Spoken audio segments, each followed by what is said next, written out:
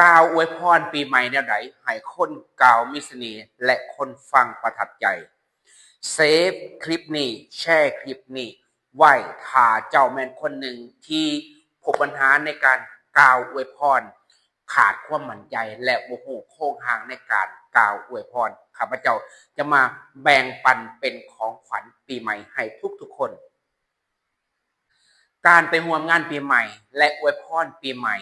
เป็นวัฒนธรรมขั้นพื้นฐานและมารยาททางสังคมซึ่งเมื่อเฮาถูกเชิญไปเฮาต้องมีของขวัญติดไม้ติดมือและก็ต้องกล่าวอวยพรตามมารยาทซึ่งขั้นตอนของการกล่าวอวยพรปฏิบัติดังนี้การกล่าวอวยพรที่ดีก็ต้องมีเปิดเรื่องเดินเรื่องและก็จบเรื่องให้สั้นกระทัดรัดยกตัวอย่างเปิดเรื่องทักทายขอบใจและกล่าวความรู้สึกสบายดีอ้ายแสดงความขอบใจที่ได้เสื้อเชิญน้องมาร่วมงานในวันปีใหม่มื้อนี้และน้องรู้สึกเป็นเกียรติหลายที่ได้มาร่วมงานในมื้อนี้อันนั้นมันเปิดเรื่องหลังจากนั้นก็เดินเรื่อง1เว้าเนื่องในโอกาส2แล้วก็อวยพรเวลาอวยพรก็ให้อวยพรเรื่องที่เกี่ยวข้องกับบุคคลคนนั้นและอวยพรเรื่องสถานะการเงินอวยพรเรื่องสุขภาพและอวยพรเรื่องครอบครัวยกตัวอย่างเนื่องในโอกาสปีใหม่สากลที่มาฮอดมาถึงนี้น้องขออวยพรใส่ให้อ้ายจง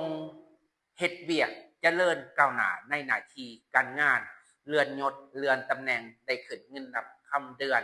ได้รับเงินโบนัสได้รับเงินเดือน13เป็นโฮมโพโฮมไซให้พนักงานภายใต้การบังคับบัญชาของอ้ายขอให้เป็นที่หักหอมของสุขคนอันนี้กรณีเขาไปอวยพรพนักงานข้าราชการแต่ถ้าหากไปอวยพรนักธุรกิจก็ว่าขอให้ธุรกิจของอ้ายของเอื่อยเจริญก้าวหน้าซื้อถือมาขายแพงซื้อมาแรงมาขายมื้อเช้าเงินไหลเข้าในกระเป๋าเจ้าบ่ให้หลุดขอให้หังมีเงินค้ำเหลือกินเหลือใช้ขอให้แบ่งใช้แบ่งจ่ายแบ่งกินแบ่งทานช่วยเหลือสังคมตามกำลังศรัทธาต่อไปแมนอวยพรเรื่องสุขภาพคือและพิเศษเงินหลายสำใดก็บ่เท่ากับสุขภาพเข้มแข็งแข็งแรงกินได้นอนได้ไปได้สำคัญกว่านั้นคือมีครอบครัวอันอบอุ่นและก็อาจถ่ายด้วยคีย์เมสเสจหรือคำเว้าอยากให้คนจดจำและพิเศษเนื่องในโอกาสส่งท้ายปีเก่า2025ตอนรับปีใหม่2026ขอให้อ้ายให้เอื้อยจงอายุวันนะสุขะพละและก็มอบกระตาของขวัญและก็ถือว่าจบพิธีการอวยพรและนี่ก็แมน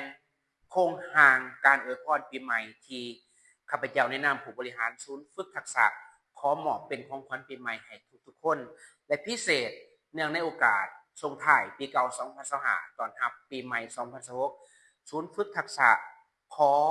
แสดงความหูบุญคุณและขอบอกขอบใจทั้งภาครัฐองค์การจัดตั้งสากลองค์การจัดตั้งสหประชาชาติและบริษัทเอกชนที่ให้ศูนย์ฝึกทักษะไปเป็นส่วนหนึ่งในการฝึกอบรมภาวะผู้นำการเว้าในกองประชุมการสื่อสารการตลาดการโฆษณาและการบริการต่างๆเฮ็ดให้พนักงานเฮามีความเข้มแข็งหลายขึ้นและขอให้ทุกๆคนที่เห็นคลิปนี้จงสุขีพันปีอย่าไข้ป่วยให้เจ้ายืนฮอดห้อยถึงเฒ่าฮอดพันอย่าให้ม่านมาตอนอันตรายอย่ามาผาปรารถนาสิ่งใดสิ่งนั้นสมมุ่งปรารถนาอายุวรรณะสุขะพละด้วยเถิดสาธุขอให้ทุกคนโชคดีไปมาปลอดภัยขอบใจสวัสดีปีใหม่